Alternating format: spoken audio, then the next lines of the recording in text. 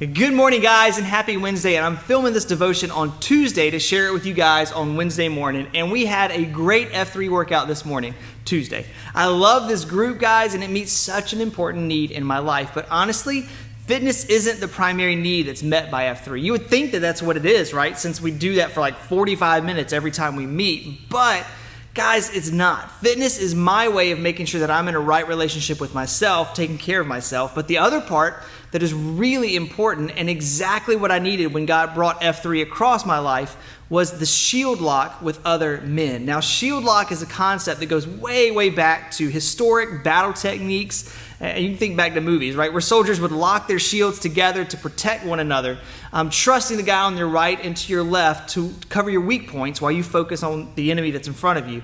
And then in turn, you help protect theirs, making for a formidable defense. F3 took that idea and they developed it into a driving force to make guys stick with that community they find in F3. Mornings are tough, man, especially when it's dark and it's cold and when the weather's bad, because we always work out outside, even in rain, sleet, snow, doesn't matter. So the community of men is what helps show up each time and give the group our best effort, because we have locked shields with those other men that we know are going to be there. We see that community as a team and not as a club. And guys, there's a massive, massive difference between those two. Now, a club, it's this loose combination of people that are seeking companionship, right? That's all.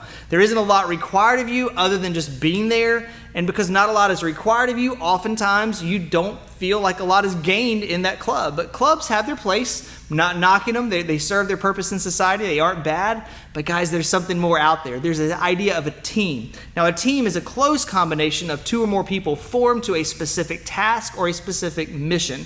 A team requires a lot of each of the members as they strive to accomplish the mission. And then subsequently, there's a lot to be gained from a team.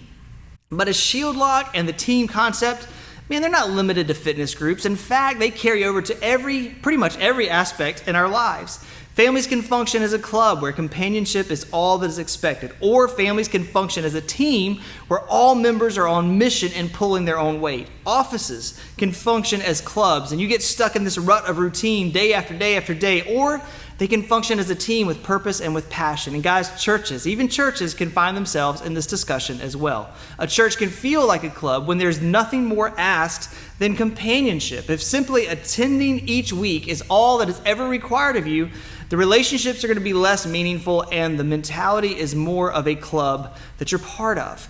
But if you see your church family as your team, your brothers and sisters in Christ, you will see the importance of proximity, meaning you see the importance of being together in life. You also will find purpose in that team when you see your church family that way. Loving Jesus, serving others, and making disciples. That's the mission. It won't just happen because we're in the same building once a week. That's craziness, right? We have to become a team of people that meet regularly to be on mission for Jesus. And that is going to require sacrifices out of each of us, but it's also going to come with some amazing rewards, like that shield lock we talked about, of other believers that are going to protect us when the valleys of life sneak up on us. A club will pray for you, but a team will engage in that spiritual warfare with you guys. And if you haven't experienced that before, man, you are missing out.